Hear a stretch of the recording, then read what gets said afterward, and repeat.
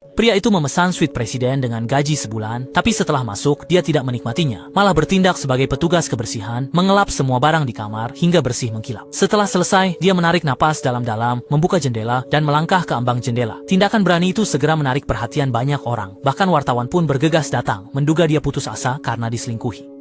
Segera, polisi juga tiba di lokasi. Mereka mengerahkan negosiator ulung Jinjie. Namun saat Jinjie menanyakan identitas pria itu, polisi tidak bisa menjawab karena tidak ditemukan sidik jari apapun di ruangan itu. Ini jelas sudah disiapkan. Jinjie langsung menyadari bahwa masalahnya tidak sederhana. Bagaimana mungkin orang yang ingin bunuh diri dengan sengaja menghapus sidik jari, tapi dia tetap bersikap seolah tidak terjadi apa-apa, lalu menjulurkan kepala dan mulai berbicara dengan Walker.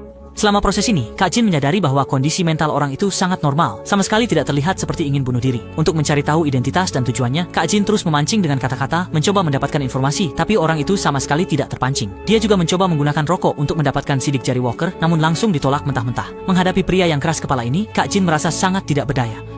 Dan pada saat itu juga, di telinga Walker, tiba-tiba terdengar suara misterius yang memberitahunya bahwa semuanya sudah siap. Inilah tujuan perjalanan Walker. Dia awalnya adalah polisi teladan, tapi dalam operasi rahasia sebelumnya, dia dimanfaatkan, dijadikan kambing hitam, dan dipenjara selama 2 tahun.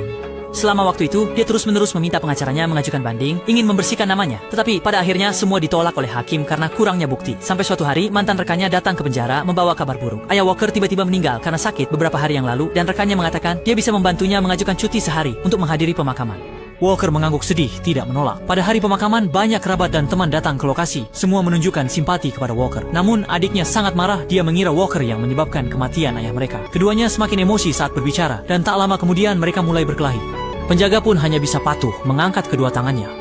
Setelah menguasai situasi, Walker menyuruh adiknya mengambil kunci dari penjaga, membuka borgolnya, lalu masuk ke mobil dan meninggalkan lokasi tanpa menoleh. Penjaga segera menyampaikan pesan kepada rekan-rekannya, dan tak lama kemudian banyak mobil polisi mengejar. Walker tahu ini tidak bisa terus begini. Ia harus mencari kesempatan untuk melepaskan diri dari pengejaran.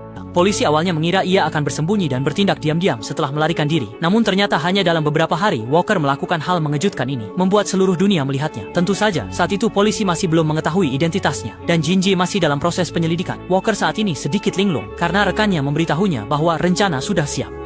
Pemilik suara ini adalah adik laki-lakinya dan pacarnya. Keributan di pemakaman hari itu hanyalah sandiwara. Tujuannya adalah untuk menutupi pelarian Walker. Tapi tujuan akhir dari rencana itu adalah untuk membersihkan nama baik Walker. Keduanya tiba di gedung toko perhiasan di seberang hotel. Saat itu jalanan di sekitar sudah dikepung rapat, dan perhatian polisi juga tertuju pada Walker. Inilah hasil yang ingin dia lihat.